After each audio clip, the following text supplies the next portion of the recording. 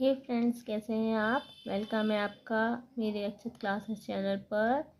आपको पता है मैंने इसके पहले रैशनल नंबर परिमेय संख्याओं पर एक वीडियो बनाया था, लेकिन हमारी सेकेंड इंट्रोडक्शन वीडियो है जिसमें मैं आपको एक चार्ट भी दूंगी जिससे आपको हिंदी टू इंग्लिश ट्रांसलेट करने में आसानी होगी, है ना। जो हिंदी मीडियम के स्टूडेंट्स हैं उनके लिए पूरा वीडियो हिंदी में है, लेकिन किन शब्दों को क्या इंग्लिश में कहा जाता है उसके लिए मैं प्रॉपर लास्ट में एक चार्ट दूंगी, तो वीडियो पर बने रहिएगा, एंड तक वीडियो को ज़रूर देखिएगा। आइए तो आगे पढ़ते हैं। हम बहुत सी चीज़ें पहले पढ़ चुके हैं, लेकिन एक बार हम उन चीज़ों को रिवाइज कर लेते हैं जिससे हमें उन्हें आगे समझने में आसानी है ना।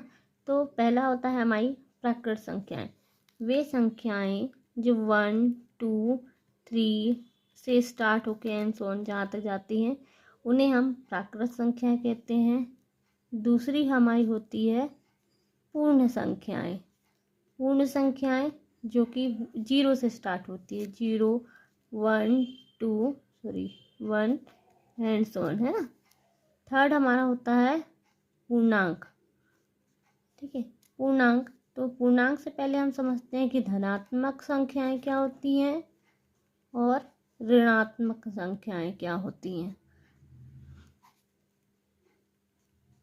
धनात्मक संख्याएं होती हैं जो प्लस से शुरू होती हैं, मतलब +1, +2, +3।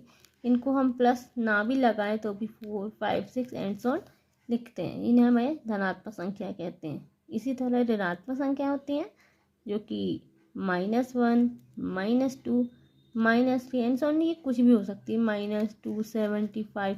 ऐसे प्लस संख्या +60, 655 है ना, 655।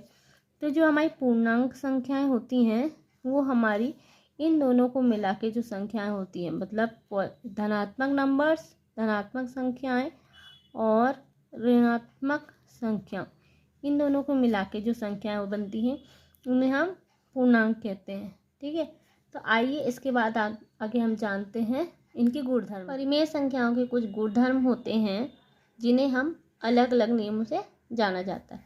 तो पहला तो हमारा होता है समवृत्त। गुणधर्म में पहला हमारा गुणधर्म होता है समवृत्त। समवृत्त के अंदर 4 चीज़ें होती हैं। पहला हम ए नाम दे देते हैं, योग। बी हो गया हमारा घटाना। थर्ड हो गया हमारा गुणा। एंड डी हमारा हो गया विभाजन। विभाजन भाग भी कहते हैं, है ना। तो योग, घटाना, गुणा, भाग, इनमें से समवृत्त के गुणधर्म को कौन से पालन करता है, योग, घटाना, गुणा। ठीक है, तो इसके लिए आइए हम छोटा सा एक एग्जाम्पल देखते हैं। अगर हम योग में देखते हैं तो अगर हमने 2 + 2 लिया तो ये हमारा 4 हुआ, मतलब 2 + 2 लिया तो 4 आएगा। इसी तरह अगर हमने 6 + 4 लिया तो 10 आया। ये परिमेय संख्याएं ही हैं। एक एग्जाम्पल और लेते हैं। माना कि हमने ले लिया 6/5 + 3/5, तो ये हमारा आया 9/5। तो इनको प्लस का नीचे 5 लिया हमने। 5 सिंपल इसलिए लिया ताकि हमें सॉल्व करने में आसानी हो, हमें एग्जाम्पल ही लेना था छोटा। तो नीचे इधर भी 5 है, इधर भी 5 है, तो उन दोनों का एलसीएम हमारा 5 आ गया, और 6 + 3 को जोड़ा तो हमारा 9 गया। तो ये भी हमारी एक परिमेय संख्या है। ठीक है, आइए दूसरा हम जानते हैं घटाना। तो घटाने के लिए क्या घटाना हमारे इसको पालन करता है। अगर हम 9/5 लें -6/5 तो हमारा आंसर आएगा 3/5। तो 3/5 भी एक परिमेय संख्या है। तो योग भी हमारे समवृत्त गुणधर्म का पालन करता है, घटाना भी समवृत्त गुणधर्म का पालन करता है। तो अब हम आगे बढ़ते हैं गुणा के लिए। तो गुणा के लिए गुणा करने पर जो भी परिमेय संख्याएं हमें मिलती हैं वो भी हमारी परिमेय संख्या ही होनी चाहिए। ठीक है, तो ये भी हमारे समवृत्त गुणधर्म का पालन करता है। आगे हम आते हैं विभाजन पे। तो विभाजन के लिए एक बात याद रखिएगा, कभी भी भाग करने पर 0 नहीं होना चाहिए। मीन्स अगर हम 6/5, जैसे मैंने एग्जांपल लिया 6/4, तो अगर हम इसको 0 से भाग देंगे तो ये पूरा 0 ही हो जाएगा। तो विभाजन जो है वो हमारा समवृत्त गुणधर्म 0 नहीं आना चाहिए। ठीक है, इसके आगे हम आगे बढ़ते हैं हम क्रम विनिमेयता। ठीक है, तो क्रम विनिमेयता में भी ए हमने लिख लिया योग, बी हमारा हो गया घटाना, सी हमारा हो गया गुणा एंड डी हमारा हो गया विभाजन। क्रम विनिमेयता से आप क्या समझते हैं? क्रम विनिमेयता का मतलब होता है कि हम चाहे किसी भी क्रम में लिखें, हम चाहे ए को पहले लिख लें, बी को पहले लिख लें, ए को बाद में लिख लें या बी को बाद में लिख लें, जो क्रम हमारा आगे पीछे किसी भी क्रम में होना चाहिए ना। जैसे अगर हम मान लो ए प्लस बी लिख रहे हैं तो बराबर बी प्लस ए, चाहे ए पहले लिख लो बी बाद में लिख लो या बी पहले लिख लो ए बराबर पहले बाद में लिख लो, लेकिन उन दोनों की वैल्यू जो है बराबर आनी चाहिए। फॉर एग्ज़ाम्पल 2 + 3, ए की वैल्यू हमने 2 रखी, बी की वैल्यू 3, इसी तरह बी की वैल्यू क्या है 3 और 2, ए की वैल्यू 2, 2 + 3 5 आया और इधर भी 5 आया, दोनों की वैल्यू क्या हुई बराबर। तो ये योग जो है हमारा, चाहे हम किसी भी क्रम लेके आंसर हमारा एक ही आता है। घटाना, अब हम घटाना के लिए करेंगे है ना। घटाने के लिए हम दूसरा लेते हैं, एग्जाम्पल लेते हैं हम घटाने के लिए। पहला हमने एग्जाम्पल लिया 6/4 माइनस 5/4, तो हमारा आंसर आया है 1/4। इसी तरह अगर हम दूसरे तरफ में 5/4, वैल्यू हमने चेंज कर दी, ये हमारा ए था, ये बी, ये हमारा बी है और ये हमारा माइनस ए, तो आंसर आया -1/4। तो वैल्यू क्या हुई 1/4 इक्वल टू -1/4। तो ये दोनों क्या है बराबर नहीं है ना, क्योंकि इसमें प्लस का चिन्ह है, इसमें माइनस का चिन्ह है। तो ये दोनों हमारा क्या है, ये प्लस का चिन्ह है और ये माइनस का चिन्ह है। तो ये दोनों हमारे जो घटाने का है, तो घटाना हमारा गुणधर्म का पालन नहीं करता है। ठीक है, घटाने वाला गुणधर्म का पालन नहीं करता है। गुणा, गुणे में ए गुणित बी लिखो या बी गुणित ए लिखो, मीन्स 2 + 3 या 3 गुणित 2, तो 3 दूनी 6 बराबर 3 दूनी 6, तो ये तो हमारा बराबर ही वैल्यू आई। तो गुणा भी जो है हमारा गुणधर्म का पालन करता है, लेकिन जो विभाजन है हमारा भाग देने का, वो हमारा इस गुणधर्म का पालन नहीं करता है। तो क्रम विनिमेयता में योग और गुणा जो है वो हमारे क्रम विनिमेयता नियम का पालन करते हैं, जबकि घटाना और विभाजन गुणधर्म का पालन नहीं करते। आइए अब आगे बढ़ते हैं। ठीक है, साचार्यता में हम जो एग्जांपल देख रहे थे 2 + 3 + 4 = 2 + 3 + 4। 2 + 3 को अगर हम प्लस करेंगे तो ये होगा हमारा 5 + 4 = 2 + 3 + 4 को तो 7। 5 + 4 को जब हम ऐड किया तो ये हमारा 9 आ गया और 2 + 7 को 9, ये दोनों वैल्यू इक्वल है। इसी तरह जब हमने दूसरा दिया अपना बी वाला हमारा ऑप्शन जो था घटाना, हम इसका एग्जाम्पल योग पे एक और एग्जाम्पल ले लेते हैं। ठीक है, हमने इसको ले लिया 2/5, ठीक है, प्लस 3/5 और सी की वैल्यू हमने ले ली 6/5 बराबर 5/, तो जब हमने ले लिया 2 और 3 को जब हमने प्लस किया तो हमारा आ गया 5 में, हमारा हर हो गया 5, प्लस क्या था हमारे पास 6/5, इन दोनों का एलसीएम हमारा आ गया 5 और ये 5 + 6, तो ये वैल्यू हो गई 11/5। ठीक, तो ये हमारा उस तरफ का भी हम जब करेंगे तो उसकी वैल्यू भी सेम ही आएगी। घटाने का दूसरा एग्जाम्पल हमने घटाने का लिया माइनस का a - b - c बराबर a - b - c।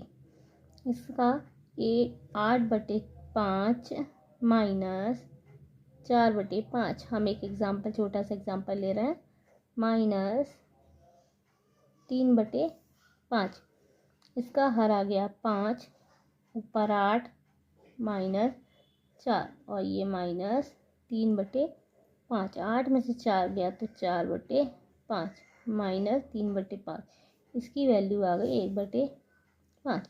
लेकिन जब हम इसको दूसरी तरफ सॉल्व करेंगे जैसे हमने ए की वैल्यू ले ली, 1/8/5 माइनस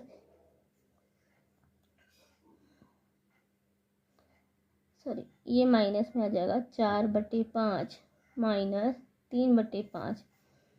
8/5 को हम ऐसे ही लिखे रहने देंगे, माइनस 4 में से 3 गया तो 1/5। अब जब हम इसको सॉल्व करेंगे तो नीचे हर में हमारा जाएगा 5, ऊपर आया 8 माइनस 1, तो 8 में से 5 गया तो हमारा आ गया 7/5। तो आप देख सकते हैं जो घटाने के लिए हमारा था a माइनस बी माइनस सी बराबर में a पहले आएगा माइनस बी माइनस सी को एक बार हमने साथ में लिया, तो इसकी वैल्यू हमारे पास क्या आई थी, देखिए ये आई थी 11/5 और दूसरे की वैल्यू आई थी 7/5, तो 11/5 बराबर 7/5। ये बराबर वैल्यू नहीं है, इसलिए ये घटाना जो है वो साहचर्य का गुणधर्म का पालन नहीं करता है। ठीक है, तो हम आपको आगे बताते हैं। अगला जो हमारा गुणधर्म है वो है वितरकता। वितरकता के लिए देखिए एक समीकरण हमने लिया 4 ब्रैकेट में x + 7, ये देखिए। ठीक है, अब हम इसको कैसे सॉल्व करते हैं। 4 का गुणा पहले x से होगा, फिर इसी 4 का गुणा 7 से होगा, तो ये हो गया हमारा 4x + 4 × 7 = 28। तो इसके लिए जो हमारा रूल है वितरकता का, जो हमारा रूल है वो है a/b c/d + e/f बराबर, तो हम इसको जब सॉल्व करेंगे तो a/b का गुणा पहले c/d से होगा, फिर a/b का गुणा e/f से होगा, तो a/b गुणित c/d, फिर जब इसका गुणा से हुआ तो a/b गुणित e/f। ये हमारा हो गया वितरकता का नियम। जब भी हमें कुछ इस तरह से समीकरण मिलेंगे तो हमें उन्हें इसी प्रकार से हल करना पड़ेगा। अगला बताते हैं योज्य। अगला गुणधर्म है हमारा योज्य प्रतिलोम। योज्य प्रतिलोम में हमारे दो तरह से है। पहला हमारा हो गया योज्य प्रतिलोम और एक हो गया हमारा गुणात्मक प्रतिलोम। ठीक है, देखिए योज्य प्रतिलोम जो हमारा होता है उसमें हमारे जब कोई भी वैल्यू दी है, जैसे हमारे दिया हुआ है 6/12, ये इसका साइन प्लस में, योज्य प्रतिलोम निकालेंगे तो ये माइनस में हो जाएगा, तो -6/12, तो ये हमारा योज्य प्रतिलोम हो गया। इसी तरह से हम जब गुणात्मक प्रतिलोम निकालते हैं तो हम जो भी वैल्यू हमें दी हुई होती है हम उसका व्युत्क्रम निकाल देते हैं। मतलब कि जैसे हमने 6/12 लिया था तो हम इसी को 6/12 से बताते हैं। 6/12 है, इसका व्युत्क्रम मतलब ऊपर वाले को नीचे कर देते हैं, नीचे वाले को ऊपर कर देते हैं, तो ये हो गया 12/6। लेकिन इसकी जो साइन है वो वही साइन होना चाहिए। अगर यहाँ प्लस में 6 है तो +6 नीचे अपने साथ जाएगा। अगर -12/7 दिया है तो जब हम इसका व्युत्क्रम निकालेंगे तो 7 ऊपर 12 नीचे जाएगा, तो अपने साइन के साथ जाएगा। ठीक है, यहाँ तक आपको मुझे लगता है आप लोगों को समझ में आ गया होगा। मैंने वीडियो के स्टार्टिंग में ये कहा था कि मैं आप लोगों को वीडियो के एंड में एक प्रॉपर चार्ट दूंगी जिससे आप लोगों को पता चलेगा कि किन शब्दों को इंग्लिश में क्या कहा जाता है। तो आइए शुरू करते हैं, स्टार्ट करते हैं हम। प्राकृत संख्या जिन्हें हम नेचुरल नंबर्स कहते हैं, पूर्ण संख्या जिन्हें हम होल नंबर्स कहते हैं, गुणधर्म इन्हें हम प्रॉपर्टीज़ कहा जाता है, अंश को इंग्लिश में न्यूमरेटर कहते हैं, हर को डिनोमिनेटर कहते हैं, पूर्णांक को इंटीजर कहा जाता है, धनात्मक संख्या को पॉजिटिव नंबर्स, ऋणात्मक संख्या को नेगेटिव नंबर्स, परिमेय संख्या को रेशनल नंबर्स कहा जाता है, साहचर्यता को एसोसिएट कहा जाता है, एसोसिएटिव, वितरकता गुणधर्म डिस्ट्रीब्यूटिव, योज्य प्रतिलोम एडिटिव इनवर्स, गुणात्मक प्रतिलोम मल्टीप्लिकेटिव इनवर्स, व्युत्क्रम रेसिप्रोकल। तो आपको ये प्रॉपर जो चार्ट है ये आप लोगों की बहुत मदद करेगा, अभी भी और आगे चल के भी आप लोगों की बहुत मदद करने वाला है। तो इस चार्ट को अच्छे से पढ़िएगा, अपने पास लिख लीजिएगा। अभी तक के लिए बहुत हो गया है मेरे ख्याल से, तो अभी हम इस वीडियो को यहीं एंड करते हैं, अगले वीडियो में फिर मिलते हैं। Good night. मेरे चैनल को सब्सक्राइब करना मत भूलिएगा, लाइक सब्सक्राइब और कमेंट करना बिल्कुल भी मत भूलिएगा, और बेल आइकन को प्रेस करिएगा ताकि अगला वीडियो आपको जब भी आए तो आपके पास तुरंत पहुंच जाए। तब तक के लिए गुड नाइट, राधे राधे।